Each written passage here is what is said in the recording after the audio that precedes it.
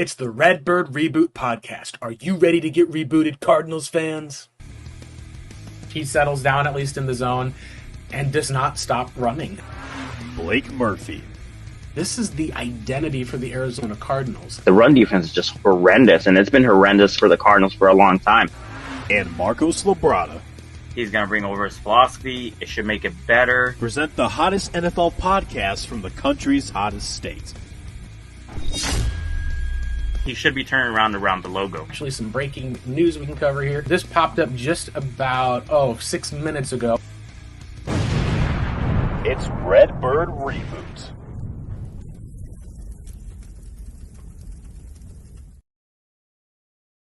Hello, Arizona Cardinals fans. Welcome into the Redbird Reboot podcast. I'm joined here with my co-host, Marcos Labrada, who is on his headset today. And guys, we have actual Cardinals football game to talk about.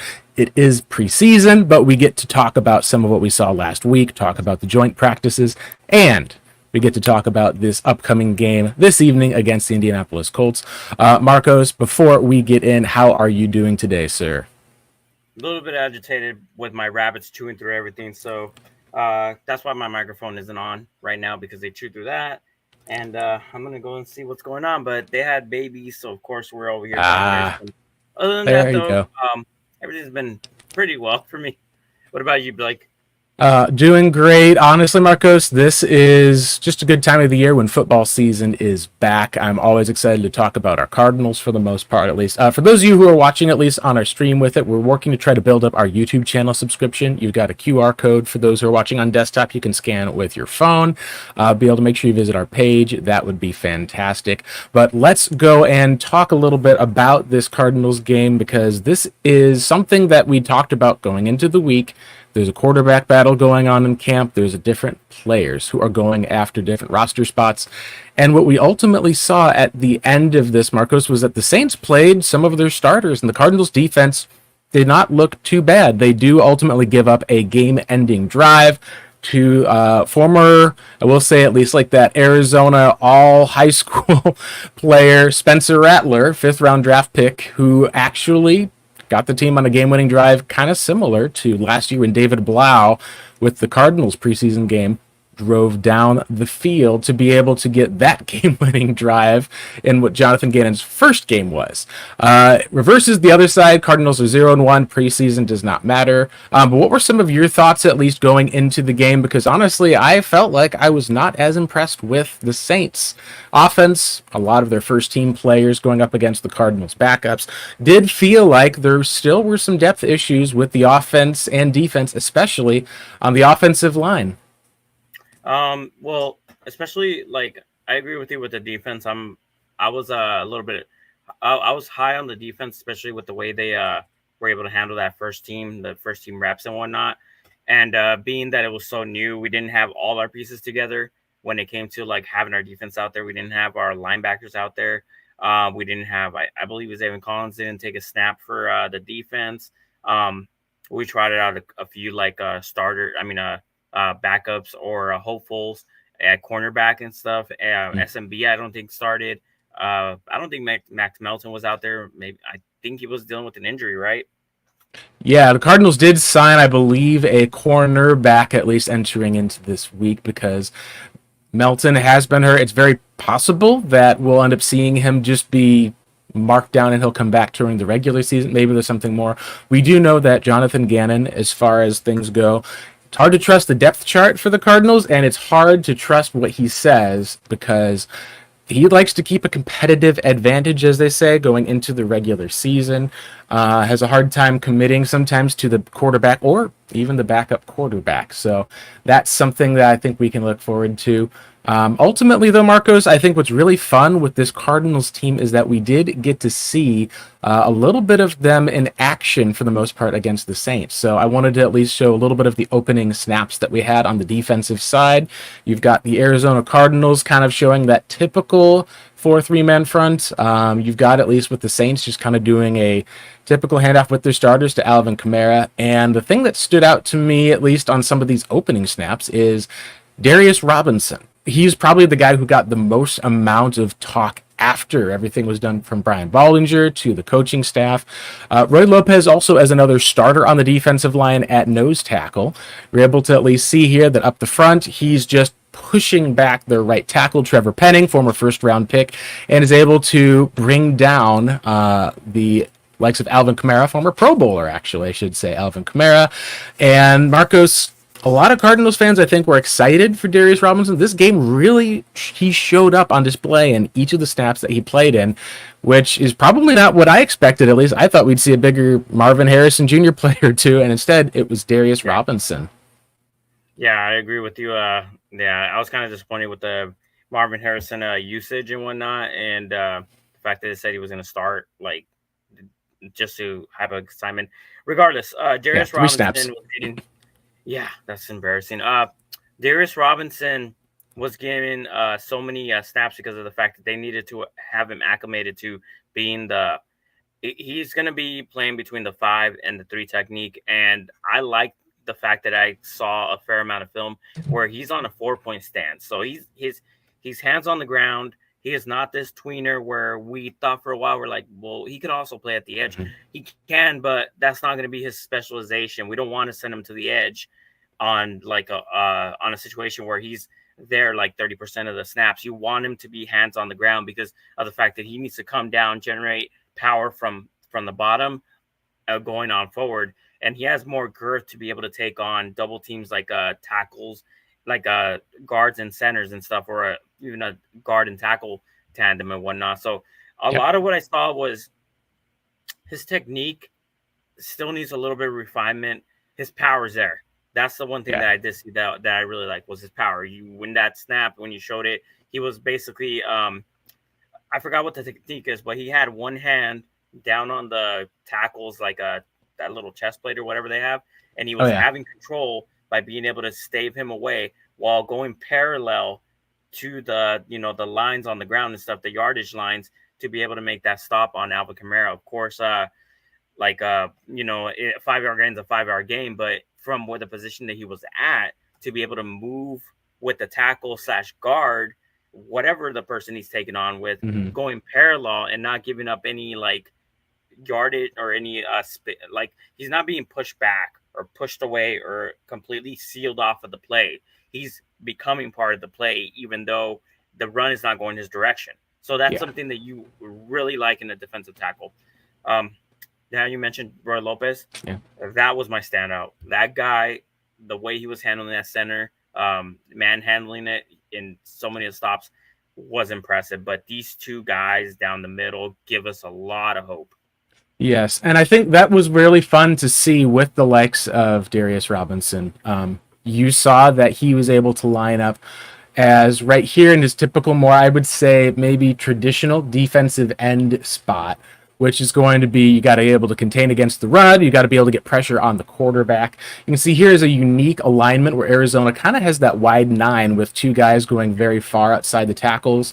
Clearly, this is going to be one of those areas of a pass rushing down, and it's Cam Thomas taking over the defensive tackle side, something where he's probably got I don't want to say long shot to make the roster, but he's going to have to kind of prove that flexibility that he had as a prospect coming out, where he could play with a hand in the dirt, or as an outside linebacker would be able to deliver. What's really nice about some of the plays that we're seeing here is we're able to see, at least with the Cardinals on the offensive side here, Chris Olave has got Keitrell Clark playing on him. We'll go back here to the wide look for the most part so we can get a good glimpse of that. But when we talk about with being able to have coverage, he's got tight coverage on Olave. A better throw here. It does beat the tight coverage. Like, he's going up against like one of the top 10 receivers in the NFL as far as production, one of the top young guys who's come out. Saints offense has basically Chris Olave is like their Marvin Harrison Jr. type play, obviously with the Ohio State guy. So it's some good experience to be able to have for these rookies to be able to go up, and even the second-year players, because I think you and I can agree, we've expected a lot out of Keitrell Clark in this nickel role, and he's having to be able to make a case for sticking on the roster when the Cardinals drafted 3 cornerbacks this year. Yeah, and you remember that play I uploaded to Twitter where he busted up that screen and was able to get he busted up the block and was able to upend that screen from that wide receiver and whatnot. The guy has tenacity. He has like he's not afraid of being physical. That play we were just looking at from the wide angle or from the end zone angle. Remember how I made the case for Cam Thomas getting hand on the ground and then coming up? Yeah. So the hand fighting that he displayed was him trying to regain that powers. Now, Cam Thomas is 6 foot. He's listed at 6'4", 6'5". So he's pretty tall. So that's why I keep continuously making the case, and hopefully Jonathan Gannon can possibly implement this. But if you're going to line him up on the inside, get him on the ground. Don't let him have to stand up because he's already high enough as it is, and he's losing the leverage battle. And if you watch his college film or his tape, most of the damage he does is from the ground up. So he's got to be playing a similar role to Darius Robinson. If in fact I thought they would be the rotation, it would be Darius and Cam Thomas right under him, and that's the rotation you want to keep going. But play him as such. Don't have him stand up so high because he's losing that leverage battle against guards and stuff, and he was double teamed quite a bit. I was shocking of how many snaps I saw where he was being double teamed. Yep, absolutely. One of the cool plays I think I wanted to show here on the defensive side before we kind of move on is looking at how we've talked about in the past the Cardinals being a disciplined team against the screen. One of the things that I think that was very difficult with the Vance Joseph level of defense was everyone would play aggressive to the pass. So you would have guys would be lining up over the tackle, I would say at least at the center for the most part, so lining up from the 0 and 1 tech. You'd have two linebackers essentially in those A gaps. And you would have guys lined up out wide, and then when teams would be able to run a screen pass, you would see the Cardinals would not necessarily recognize the screen. They would get upfield, and teams could take advantage of it. On one of these plays here, you can see the defense at least lines up. Guys, for the most part, downfield are covered. They're clearly setting up a screen here. You're also looking at how the right guard is kind of trying to be able to use Darius Robinson, be able to kind of take him out. They're running to have more guys here on the right, I should say at least, right side for the Cardinals play. Here, LJ Collier, who didn't play much last year, recognizes the screen. Instead of going forward to try to get after Derek Carr, he goes out on Alvin Kamara. And Jesse Luketa, to his credit here, look at how he's lined up outside of the tackle box. You can't even see him, at least in this line. Coming out in the wide 9. When they split out toward him, he gets a good bull rush right up front and then basically is able to kind of pull into the inside and is able to get pressure on Derek Carr. And with LJ Collier getting in that passing lane, blows up the screen right from the start. And that's something that I think with Cardinals fans, we've seen this happen a few times before, but this again is on a... I believe this is the 1st and 10 that they have, at least what they have for the down basic. Oh, yeah. So this is Luketa actually comes up and blitzes off the edge as a linebacker. Yeah. So there you can see with how everything works out super well with the Cardinals. They've got 5 guys that are there in the box, are able to get pressure with 5, and very clearly the Saints have set up a screen pass. So they're trying to clear out the box, trying to have, I think that's Taysom Hill, unless I'm mistaken, up at the top who's running that pattern. So, yeah, Taysom Hill lining up as a fullback goes out on that pattern for the most part. You can see it's got man coverage. Chris Barnes is out there in the coverage. They're clearly trying to use Taysom to distract, clear out that area, set up the screen pass to Alvin Kamara, and be able to let him kind of take over there. And good job with Arizona being able to stay disciplined, having that play recognition, especially against a funky look like the Saints are running here. Yeah, the motion that he runs from the fullback position to run the clear out route. He's running the wheel route from the backfield, and then you had number 51 Chris Barnes peel out. He takes him in man coverage. Don't like the angle that he takes, but it doesn't matter because this play was dead from the beginning. Especially when you mentioned that LJ Collier, he recognized the screen was coming. He, instead of continuously engaging, and you're right, when Vance Joseph defense, he's rushing 5, he's rushing 6, he's sending them all to the quarterback, and teams took advantage of us so many times when it comes to like screenplays, when it came to like delayed handoffs, when it came to like throw stuff, the flat that would go for 15 yards. And why would that happen? Because all of our people are upfield. We have our edge setters setting hard edges to try to, keep the quarterback or the run to come back inside. But when the quarterback gets the ball outside, now you have all these defenders chasing from behind. Whereas right here, you saw LJ Collier make a smart play. You saw Jesse Luketa take on the tackle like with the guys, like I forgot what it was called, like not a Spartan technique. It was like it's a technique that basically like a gladiator technique where he hits him up with the shoulder Yeah. And Gets the that tackle, leverage, at least for the most part, to drive through. and he was able to generate that pressure by being able to go through the inside and making the quarterback get rid of the ball way sooner. Eldrick Collier was this close to getting an interception had Derek Carr just Yeah, toss the randomly. ball. Yep, no, Beautiful. definitely agree there. Now, one of the things also I think here on this last play that you can see too is part of one of the guys that I didn't expect we'd talk about as much this year, but we have been, has been Starling Thomas, who has done just about everything that the Cardinals front, I would say, Cardinals coaching staff has asked of him. He plays hard and physical. Last year, I wasn't as impressed because I felt like there was a lot of times where there was areas of coverage where he was a split second late to react. The fact that he can grow this year as an undrafted free agent, he gets the pass breakup here on Chris Olave, which is honestly really smart. Is it gets the Cardinals off the field on defense, gets the Saints there, and then you get him to punt it away to your offense. Definitely something that I think we didn't expect, and that brings us to kind of the question of who are the Week 1 preseason standouts. Now, this is a case where it's preseason. You can't get too low or too high. There was a great, I think it was podcast with the, I think it was the Rise Up See Red podcast, where Howard Balzer talked about how there's times that we can overreact to things in camp. There's times where you can see one play that one guy makes, and it's kind of called you will have preconceived notions like, oh, Marvin Harrison Jr. is great. He beat this guy on a route, therefore he's going to be great.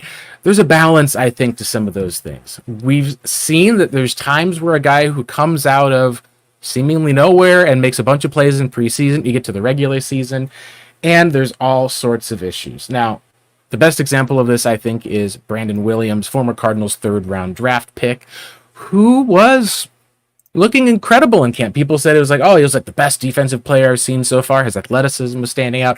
We get to the regular season and he's biting on some double moves. He doesn't have the same ball awareness. You kind of can see that athleticism shine in camps and in different types of drills. That's one of the things that I think that we've seen so far with the likes of a Marvin Harrison Jr. One of those plays that I think we can at least talk about is just some of how he has looked this week in some of the camp. Now, this is a couple of reps that he's had against the Colts.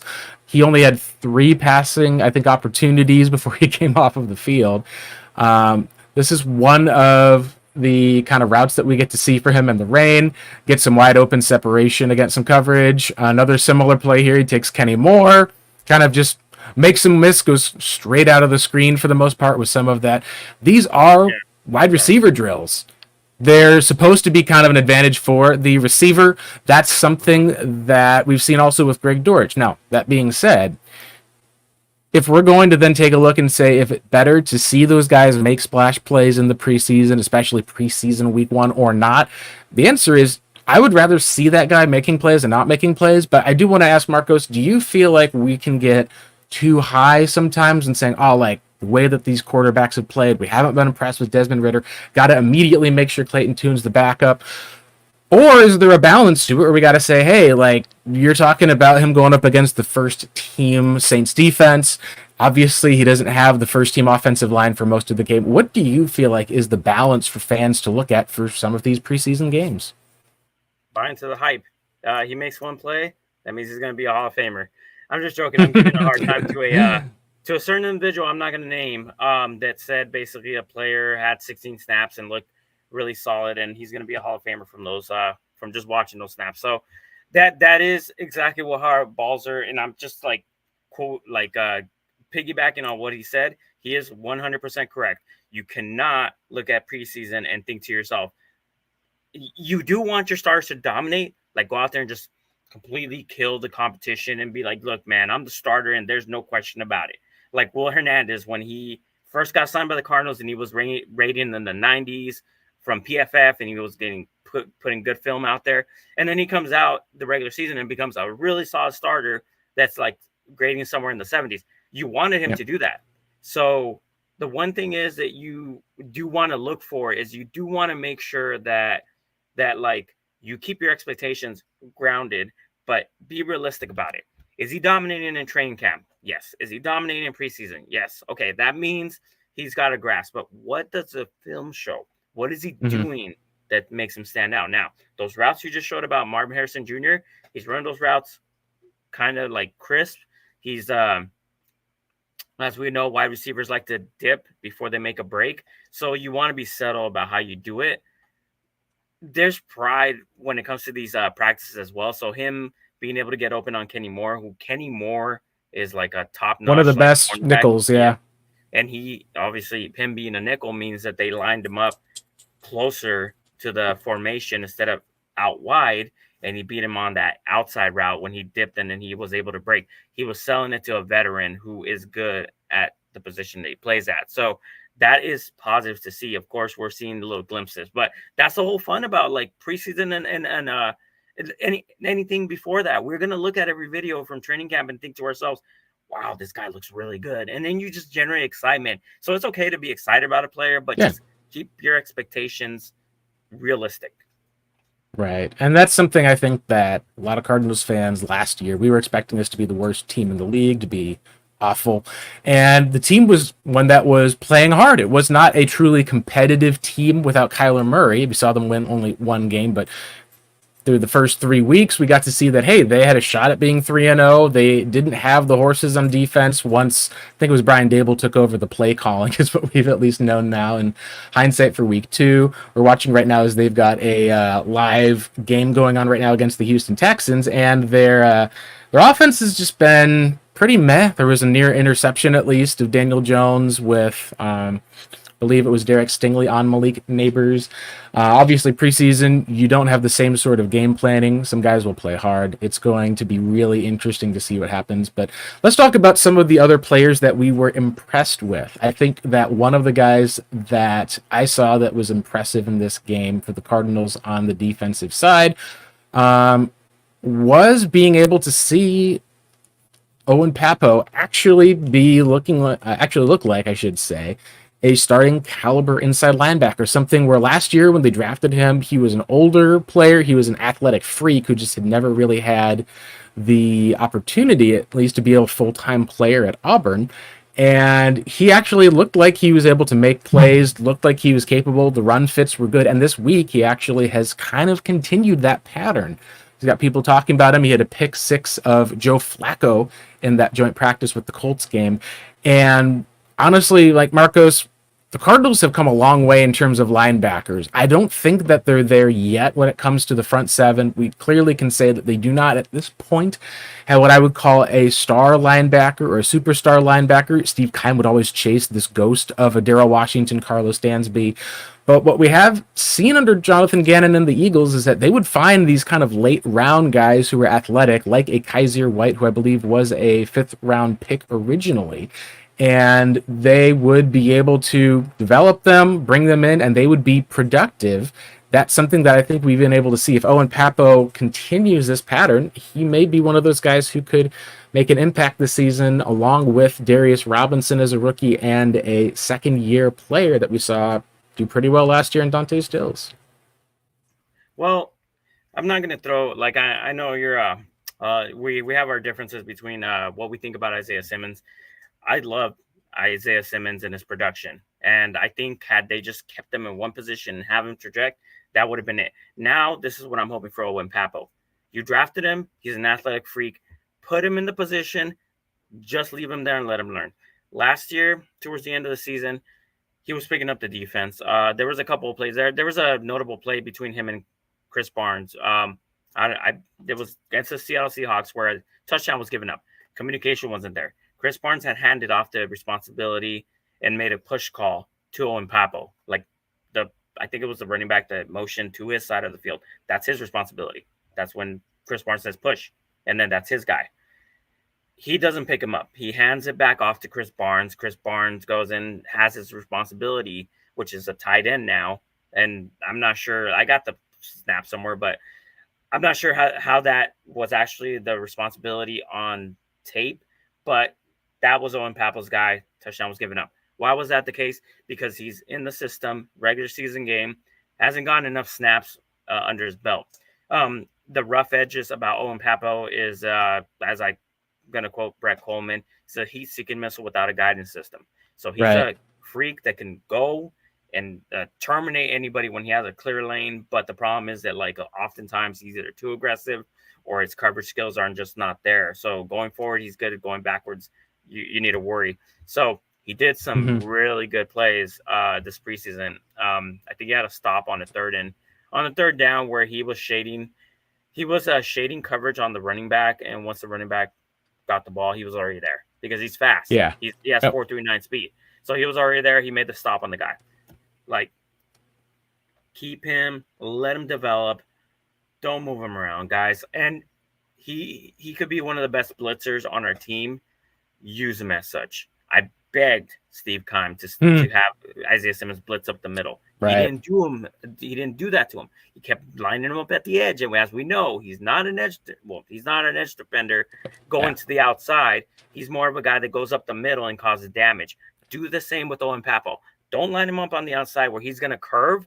Line him up on the inside where he's fast enough to be able to beat blocks, and you'll see some beautiful things out of Owen Papo. So we'll see how good Jonathan Gannon is at being able to utilize a linebacker and make him into a superstar. Yeah, exactly. While we're watching, at least here, it looks like on the television, we did get an interception, at least, of Daniel Jones by the Texans finally. So, yeah, good. Reminding me of that the Cardinals actually lost to that team last year is kind of funny. So let's go ahead and some other guys who really honestly stood out to me in the first preseason game for the positive side.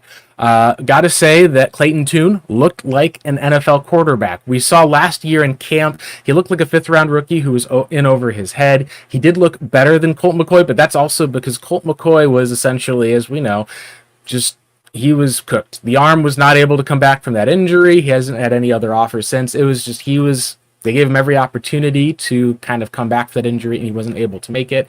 The one game he did play last year was against the number one defense in the league in the Cleveland Browns on the road without Josh Dobbs. Like, it was the game where we said, hey, like, Cardinals get one touchdown. Like, we'll consider it to be like lucky.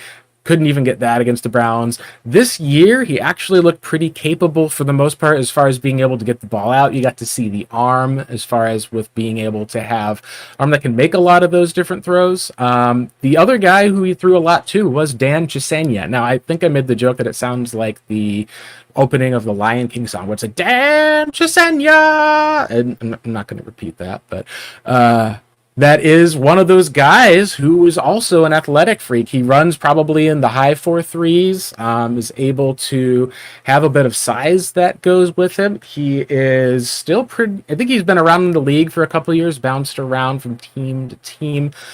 His original team, he was with the Vikings for a couple of years before he kind of came into to the Cardinals for the most part. And he is, if I remember correctly, 6'3", 202 pounds. He had 63 catches. That'd be the most impressive game of all time. He had 63 yards on 5 catches for the most part. That was one of the cases where if you're going to talk about the back end of the roster, it's going to be a fight. You know, you got a 7th-round draft pick. You've got Dan Chisena. They spent quite a bit of money in terms of undrafted free agency on Xavier Weaver. And on the back end of the roster, I have to say that Michael Carter on the offensive side looks like he's one of those guys that is going to get quite a bit of playing time because I don't think you can keep him off of the roster this year. I think that if you are going to keep 4 running backs and decide we need our kick returner to be DJ Dallas because of this deal we signed him to, I think that would be, you'd probably try to trade him to a team like the Dallas Cowboys or see if you could get a late round draft pick for him because to me, he's too good to keep off of this roster. And he had 7 carries, 41 yards with a touchdown. That would be essentially averaging 5.8, almost 6 yards per carry. Again, it's against some backups for the most part, but when you're looking for in preseason is when you have a guy who looks like he's starting caliber against a backup, you want to see those guys produce. And Michael Carter has shown that he was a fantastic waiver claim by Arizona last year and continuing into 2024. Yeah, fantastic is an understatement. That guy was, oh my God, he was one of the best pickups that we've had in recent history, especially for somebody that we brought on and actually producing like he is, and he's giving the Cardinals quite the dilemma and making it seem like, hey, if you let me go, you guys better get something in return for him. But I just don't want to let him go because of the fact that we're probably going to need him during the season. mostly because of the fact that James Conner is probably going to have some injury problems, so he might be out for a few games. That's what I'm predicting. Trey Benson, as high as I am on him, he didn't look that impressive, so I think he's just still picking up the offense. I believe that's all it has to do. I think once he is able to read like all gaps like he should, he's going to be our big big play guy. But for now, he's going to need some time to like be able to get here like snaps here and there.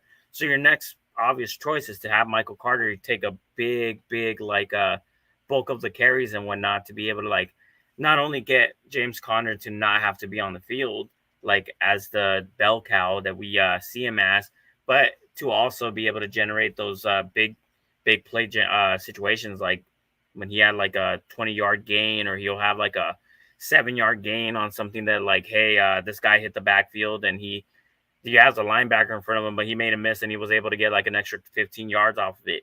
That's the type of play that you get from Michael Carter. So it's a dilemma for sure. And it's hard for me to picture us giving him away and thinking to ourselves, we're going to be fine going in this year, because I love James Conner, but we've seen he can't sustain a full season. He's going to get injured at some point. So you really need to think about like, will your backup produce? Well, with Michael Carter, I believe we can produce. Yeah, no, I think that is something that we'll be watching for the most part with this Cardinals team. Let's go ahead and wrap up at least on the offensive side of what we really liked. And I think that there's one of them, which we probably expected. We talked last week, I know at least, with EJ from the Bootleg Football podcast about it's DTD, or Rabbit as they would call him. This would be Dadrian Taylor Demerson. DTD is a fun nickname. Rabbit is even cooler, and he looked like a rabbit out there. He was springy. He was able to be in coverage. He had him be kind of that deep safety if there was a cover one look, is what I noticed. And I think the biggest thing that I saw from him is he's physical. He is quick, like he's very quick to getting to the ball. He seems to understand the coverage pretty well. The biggest thing that I've noticed is he can sometimes be a step late as far as with the overall vision, and I think that honestly may just be adjusting to the speed of the game, Marcos, because if you're going to talk about contract structures or talk about team building, one of the things that Steve Keim did not do was he really would build for year-to-year basis. There was not any thing that was put into thinking about future contracts or when players' deals would be up. We saw a lot of times one of the biggest, I think, complaints we can say with Cardinals fans has been that the pass rush hasn't looked that good without BJ Ojulari in it thus far. And we can talk more about what may change some of that in a minute. But he built a team that saw Hassan Reddick walk when you and I were talked about we probably would be better off re-signing him. Let Chandler Jones walk a year later. Probably would have been better to try to have either traded him, gotten something for him. He had a miserable year with Arizona and has not really lived up yet to that deal with the Raiders. Could have just had Reddick for the next 2 years. They went with Marcus Golden, who is a bit cheaper. He has since retired from the NFL. Farewell, Marcos.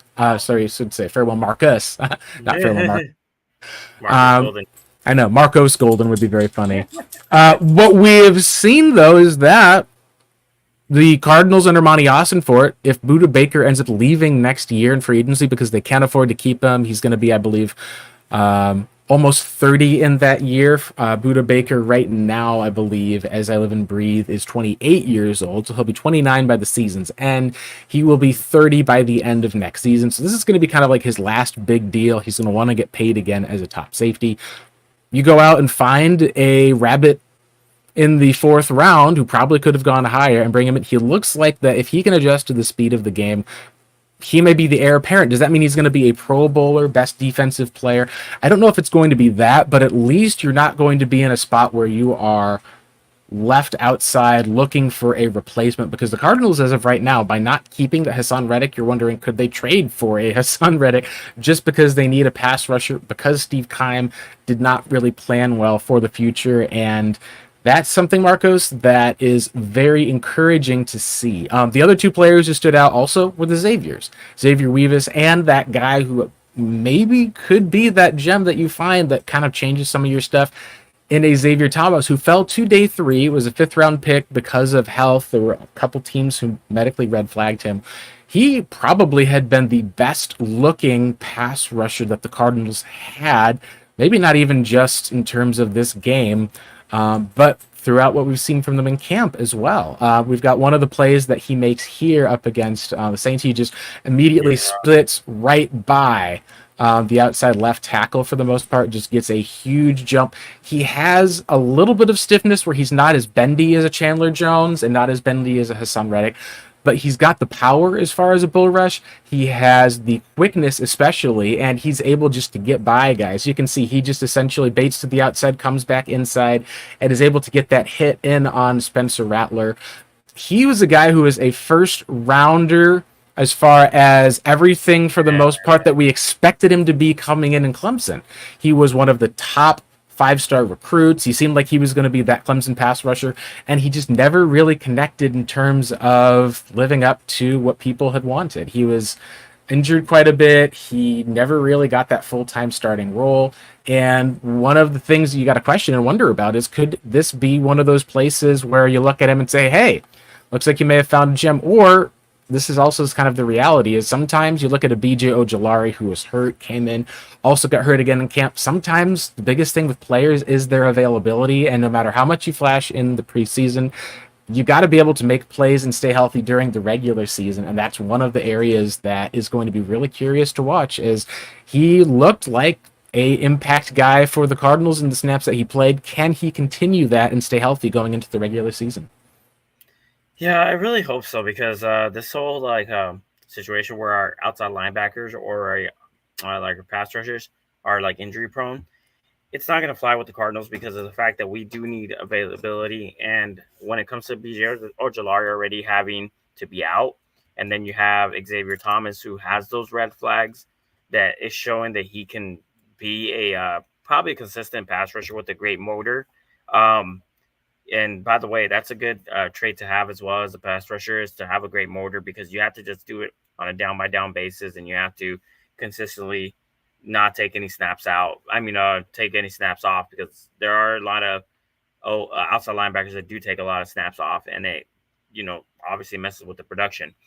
With Xavier Thomas, if he's available, I believe he'll have a positive season. I believe he'll be somewhere between the 6 to 7 sack range if he has this type of tenacity. But if he comes down with an injury, yeah, that's going to be the issue with having our pass rushers constantly not be available, and then the ones that we do have available, they're not as consistent as they need to be. So yeah, I would say hope for the best with Xavier Thomas, that he stays healthy, and keep a lookout for him. He did look very impressive in this game. I was very impressed with how he was rushing from the outside with speed, how he kind of like high knees everything, like he high knees like 100% like sprint on these pass rushes and whatnot, because he's trying to get to the quarterback as fast as humanly possible, and he's trying to do it by basically high knee sprinting towards the quarterback. So he has tenacity, so I really like him, and I hope he stays healthy. Yep. No, it's going to be interesting to watch, because I think we've talked about how previously when you have a late round draft pick who hits, best example I can think of is a 6th round pick in an Andre Ellington, really does change a lot of how your draft ends up working, which is really cool to see, because that's one of the areas that we would say with Steve Keim, that they would take small school guys late rounds. They would try to get some guys who would be able to hit and produce. And it was really hard to be able to find those guys on day 3 who would be able to ultimately take off. Now, let's talk a bit about some of the cons. We didn't even get a chance to talk about Roy Lopez, who looked like a starting defensive tackle. Yeah. I do think the defensive line is going to be much improved for Arizona. It'll really kind of come down to the pass rush. I think that the run defense is not going to be 32nd, which is good. Let's talk about one of the biggest issues that we saw, which I think a lot of Cardinals fans have recognized. For the first few years in the league, Kyler, he's usually missed a game or two. He hasn't played in every single game since the 2019 season. And even in that 2019 season, I believe he did miss with an injury. And Brett Huntley, if I remember correctly, came in and was able to help get a win. The cons that we can say is with the quarterback position is that Desmond Ridder has really... He's a cheap acquisition. He's a guy that got some starting experience. He didn't get a lot of wins with the Falcons, but he has athleticism, can run a bit. He was on a high-powered offense in college, and he has just looked like he is not fit this offense. He looks like he has not understood this offense. It seems like he's still thinking out there. So, like, when you're watching him go out in the first couple of snaps and being able to take a few sacks, we're seeing at least that the offensive line isn't giving him time, but he also has not really shown that he's been able to really click or get that, what I think you can say at least, that quick release that you're looking for. Said he's kind of clutching the ball. Looks like he's at his best when he's actually just running forward. And he's had turnovers. He's thrown a few interceptions. He's not really been able to kind of get any of the drives going. And so when you're looking at that third down with Marvin Harrison Jr., it seemed like they were designing the play for him. Just did not get the ball out for the most part quick enough. And that's something, Marcos, that I think as a Cardinals fan, you would really want to see at least your backup be able to come in and win a game. Same thing with talking about for backups. Trey Benson, he was behind an offensive line, looked like there was some overthinking, maybe some hesitation. I don't think they did him many favors. They didn't give him the outside zone as much. A lot of what he ran was in between the tackles. That's something that I think what we'll want to see. The offensive line also was not that great, I think, as far as with Arizona. Now, granted, they didn't have the starters out there. You're not going to have your Paris Johnson and others. But I think you're looking for someone to flash. Like, you want to see a John Gaines flash a bit. You want to be able to know that you've got another swing tackle outside of Kelvin Beachum who can play. You want to know that you're going to be able to at least have enough depth, because these guys are not going to play usually all 17 games, and you never know if there's going to be a huge issue that pops up. So one thing that we noticed at least was Kelvin Beachum not on the left side anymore as the blind side protector. Elijah Wilkinson was there. He did not look very good as a tackle. Dennis Daly has not really gotten a lot of snaps. I don't think he's going to be getting that much as far as for a chance of making this roster. And what I think that we also have seen is that with Desmond Ridder right now, it makes me wonder, do you trust Clayton Tune enough to come in and take that job if Ridder does lose this competition? Do you trust him that he's going to be the guy no matter what? Or could this be something where you got to maybe go outside and look for cuts to find that guy who is going to be your backup from another team's roster? That's one of the things that I think, unfortunately, we're wondering about in Arizona. We can take a look here with Desmond Ridder as I get the screen shared for those of you watching, at least on video. Make sure, again, you're following our YouTube channel. Make sure that you are subscribing. You'll get all those alerts for when our show is popping up. We've got Desmond Ridder here in the pocket. You can see at least that here he quickly kind of ducks down as far as for normally you'd expect the ball to be able to kind of come out quick. This is the play that where you can see Marvin Harrison Jr. gets kind of lined up. He's reading over the middle for the most part, at least, where he's looking for Tip Ryman to be the one who comes off of that play as the first read. Probably take a look at that first read. Marvin gets a chance to go outside. You hold the safety in the middle of the field. And then instead of that play going to Marvin, he kind of comes back and looks the other way, going toward Zach Pascal, it looks like, as far as for the second part of the read. It's hard to know what the play call or what areas actually happen here, but the key to this play, in my opinion, is a combination. First, you want to be able to watch the left tackle on the play. And then second, you want to be able to watch exactly what happens with Zach Pascal on this play here. You can see that there's a kind of double coverage. Tip Ryman's kind of hanging over there in the middle of the field, just kind of reading some of that zone. But the play really breaks down because Elijah Wilkinson just completely whiffs. He misses. He just gets right by. And as far as for its recovery, you can't grab the guy to be able to hold him. You can see that they even had set up what looked like two linemen that were here for the most part to try to be able to give him just a little bit of help. The number 74 is just a little bit late to attack, and he goes down on a sack. You're able to at least see that the play design originally looked like for Marvin to be able to run up and then kind of stem, maybe come back a little bit to the to the inside. As far as for what you can do here, for me, the easiest thing as far as for what Ridder can do as far as the offense is once you double clutch, not sure of what you're seeing, hit the running back. The running back at least will get the ball out. You're able to at least pick up a couple of yards. You're able to pick up a play. If you're going to hold and stay in the pocket, you're going to have to be expecting that you know where that ball is going to go as far as for with that read. You've got two guys going to opposite ends. Even if you don't end up completing that pass to each of the different guys, you're probably going to at least pick up no gain or less than a yard. You just don't want to take a sack here. What Ritter does essentially is he holds onto the ball, double clutches again for a second time. There's not enough time, and it's a sack. I think, Marcos, that this is one of those cases where how much of this is on the line, how much of it's on the quarterback, it does kind of all flow together, but it does set up the Cardinals in a 3rd and long here on that first series.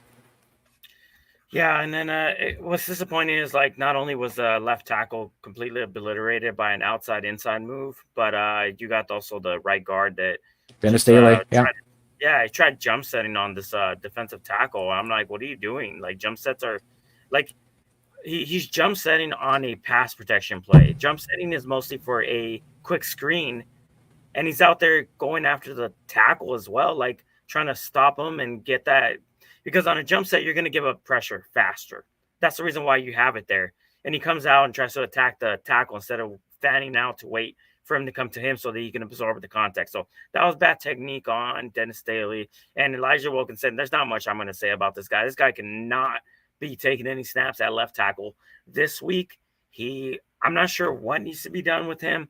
At some point, he showed that he was at least somewhat of a starter. If anything, maybe above average, but like with the Cardinals, he's been horrendous, and then he's been there.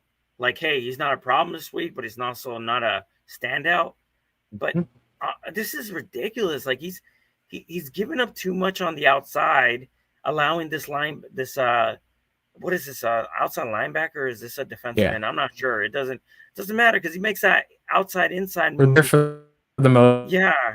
And he gives up the inside. If you want to give up pressure, you have to give it up on the outside, not on the inside. You want to give him a longer trajectory to the quarterback. Instead, he gives up the inside. And of course, Desmond Ritter holds onto the ball longer than he should. He sees nobody open at the back of his drop. Get rid of the ball. Give it to the running back, just like you mentioned. See if he can get some yardage. If he gets some yardage, yeah. If not, then at least you're avoiding taking a sack.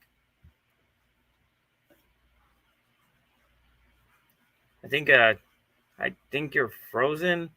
I'm not sure. Blake, can you hear me? All right, let's go ahead and look at the chat really quick.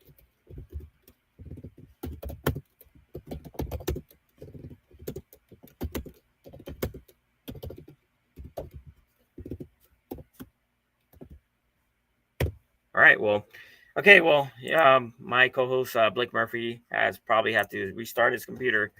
So what I was mentioning about that rant with the defensive linemen and whatnot,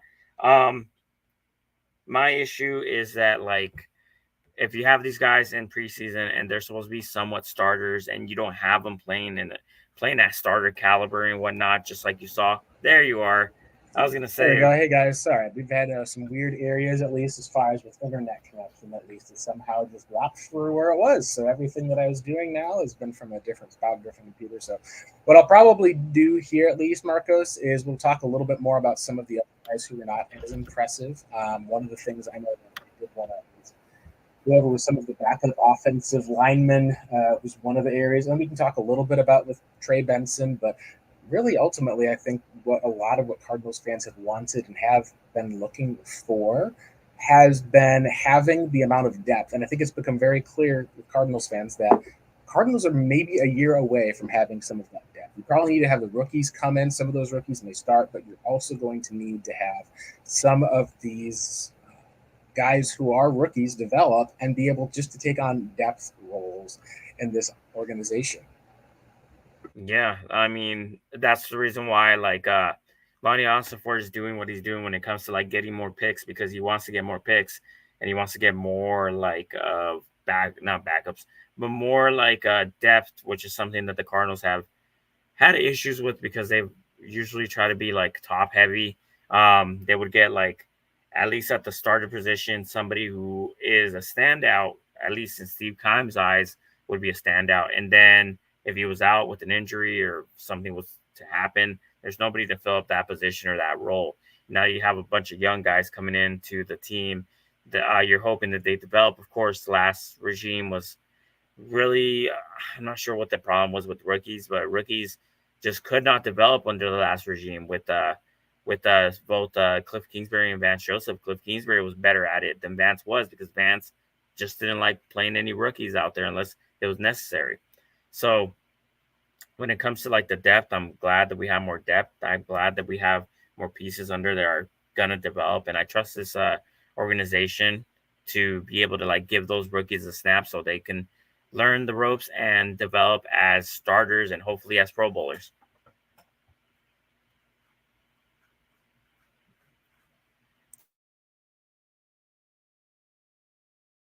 Yeah, absolutely, Marcus. No, I totally agree with you there.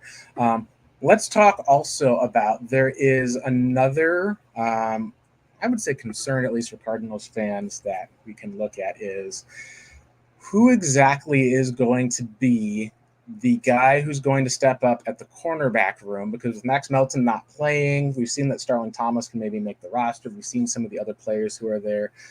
One of the biggest things I think that we've wanted to see for Cardinals fans has been, can you find that interior offensive lineman who can either step up for some of the veterans or take over? Right now, we have not heard anything about Hjalte Froholt as far as if he's just going to miss the preseason, be back for week 1. We know that we've seen a bit of Isaiah Adams and John Gaines kind of take some snaps. We saw that Christian Jones, he wasn't bad, but he wasn't necessarily good. I think it really does show that they're going to probably be relying on Kelvin Beachum again for that swing tackle role, because there hasn't been anyone who's been able to beat him just yet. And it seems like that their veterans are probably the guys who are going to be getting the start. You're probably going to be seeing Froholt with Evan Brown at the left guard spot and Will Hernandez at the right guard spot. Adams didn't look great, and I think that part of it may be he played right tackle last year. He's having to readjust to the guard position. Gaines is coming off of injury. This is one of the places, I think, with Arizona that we've seen with this type of a scheme. Kyler Murray is a guy who I think needs better interior protection. Obviously, the edge rushers are super important because we've seen how those guys also can get around and move. But you have a Paris Johnson there. You're going to be able to at least recognize that he's got some running ability on the right-hand side. The fact of the matter is that the Cardinals have not really been able to find that guy outside of an Earl Watford who's been able to be that day 3 late round pick who's come in and has been able to kind of deliver at a starting caliber level. And that's something that I think as Cardinals fans, we can say that until you kind of find that guy, it kind of feels like a same old for Arizona, unfortunately. Yeah, it's been like the story of the Cardinals' life that the interior has always been like a jumbled up or just not really focused on. And yeah, like that interior pressure is what's going to kill this offense, especially for someone like Kyler Murray, who is really reliant on being able to be far back enough to be able to like, read the middle of the field, but at least have some sort of a read over the middle. If you have that interior pressure constantly failing, or that interior protection constantly failing you, it's going to be tough on someone like Kyler Murray because we've seen what he does. If that pressure does come up the middle, runs to the outside, and then that means that any route that you're Marvin Harrison Jr. or Greg George or Michael Wilson running, if they beat their guy because they're not getting the ball, because at that point it's just scramble mode, because Kyler Murray has to dip from the pocket instead of scrambling anywhere up the middle or trying to buy some time. He has to go to the outside, and that could sometimes even lead him to get even pressured by the edge rushers, because if you get pushed out of the pocket from the interior, the edge rushers have a better angle to be able to get to you. So they live and die with the middle. And with the picks that we've had at the offensive line position, we're going with the same spiel. We're drafting them somewhere between 2nd and 3rd round and 4th or 5th round. And we are essentially just drafting like people who can play tackle and then line them up at guard. And I'm not sure if that's the best. Like we've done that before, where we've had tackles drafted and then we move into guard. I'm not sure if that's just going to be the best type of strategy, but I really, really, really do want to see somebody stand out at the guard position. That's a rookie, just somebody come up already and become a good starter or become a somewhat of a decent like player. No, totally agree. At least let's go ahead and we can start wrapping up our show by previewing week 2 up against the Indianapolis Colts. So we've talked at least what we've seen so far, at least in practice, it's been a pretty good receiver battle for the most part for both teams on both sides. There was a big play that Adonai Mitchell made above a Devod Wilson, where you can see Wilson had pretty decent coverage, but once Mitchell got that step, he was just gone. We did get to see, at least where it looked like Trey McBride obviously is catching everything. I don't think that he will play in this evening's game. And then obviously you saw the Marvin Harrison Jr., Greg Dortch hype. I think a couple things to be able to watch for me in this week. First one is going to be the special teams battle. Now, Greg Dortch says he wants to be back there returning punts. The fact that they've got DJ Dallas, Xavier Weaver, other guys who can return punts on that roster makes me wonder if Xavier Weaver could end up being kind of that Greg Dortch replacement, so you can put Dortch into more snaps on offense without having to worry about some of the injuries on defense. I think you watch that battle. I think that you're going to want to be able to watch the Cards receivers versus the Colts defensive backs, because after Kenny Moore, most people are looking at this Colts and saying our cornerbacks are miserable. They're getting torched. They're a bunch of undrafted free agents. Like, they're just not really relying on proven talent to be able to be there. I think that depending on what snaps you're going to see against the Colts starters, you want to see how the Cardinals will kind of be able to line up, especially against the run. The Colts, as far as for how their depth goes, they are a other receiver heavy team with Michael Wilson, Mitchell being in there now. I think that's something that you want to watch. Who is the Cardinals corner who can take off? And then the last thing that I'm watching for again is, do we end up seeing Jonathan Gannon give a little bit more time and thought to maybe seeing Clayton Tune take a little bit? I don't know if Tune's going to start. I would not think so. But do we see that be truly more of a battle, or is that going to be something where it's kind of like their mind is made up?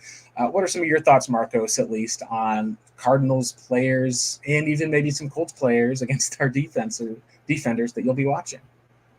Well, my thoughts are going to be like this. I really like what Clayton Tune did last preseason game, so I really hope he gets a significant amount of snaps. If not, becomes like the starter for today's game. I want to see more out of Marvin Harrison Jr. this week, and not just like, here's 3 snaps, here's 2 drives, and he's out. No, keep him in the game. Want to see the type of damage that he does against these cornerbacks. My thoughts are going to be that the Cardinals are going to play their first team reps, their first team starters more often than they did before, which is like they're going to probably trot out Will Hernandez. Well, actually, I don't know about Will Hernandez, but they're going to trot out more of the starters. On defense, I would hope that they play either SMB or have somebody at Max Melton is good to go, have him play some snaps, have Elijah Jones take more snaps. Ketro Clark had a good amount of snaps, but Elijah Jones played towards the back end, so have him play towards the front end and whatnot. And let's see what this defense can do. At least have all the starters on defense play. The ones that are capable of playing, put them out there for a few series, and then that let that be it. And then my prediction is going to be that the Cardinals will probably win, like maybe 21-17, I would believe, because of course it's preseason, but I think they're going to play hard. Yeah, no, I agree that they are going to be giving it their all, as far as guys know that next week is like the last week. That's going to be the back end of the roster. That's going to be the week where you're going to see if the guys, like I would say probably like we've seen a couple players from Verone McKinley and then maybe a Darren Hall, but like a Delonte Hood, you're going to end up seeing as far as at the running back spot. Like, you're going to end up seeing Tony Jones get like 40 carries in that game, or 30 carries in the game. You're going to be looking at Bernard Seikovitz getting like a pass because like he's on the roster, he's got a spot. You're going to be looking at least at just kind of those guys who can maybe make a play or two on special teams. And at the end of the day, Marcos, a lot of Cardinals fans, it just gets us one step closer to the regular season, because we all know Kyler's not going to play in the season. We're having to wait until week 1 to see what this team is really going to look like. So that'll be it, at least here for us with the Revenge of the Birds podcast. Guys, if you want to go ahead and follow us on our YouTube channel, we'll also have an announcement coming up toward the start of the season as far as second show that we're going to be planning on having during the season. Some fun stuff to be able to announce. Also, did want to kind of do a shout out to some of the guys who were on with our last week. Walter Mitchell, of course, with Revenge of the Birds. So for those of you who didn't catch last week's show, yes, definitely not working with Revenge of the Birds or for Fox Media anymore, and doubling down at least on working in this podcast. I'm excited to kind of continue being able to cover with the Arizona Cardinals through this here. Make sure that you're following our podcast at Redbird Reboot. You can also follow me at Blake Murphy 7. And Marcos, if you want to go ahead and let the listeners and viewers know where they can find you and your content as well. Well, you can find us right over here. So you scan that QR code, and then it'll take you to our YouTube channel. You can find me here, of course, and then you can find me on X at Pancake Soul. I believe the website that I was writing for is no longer there. So my articles are no longer available, but you can find my content here, of course. And as always, I hope everybody has a great day and stuff. Absolutely. You take care and have a wonderful day. We got another season of another season of preseason. It's preseason season here. We know that the game and the score does not matter, but what does matter ultimately is it matters for these players. That's it for the Redbird Reboot here. You guys have been rebooted. That means it's time for us to log off. Take care, everyone, and go Cardinals. Go Cardinals.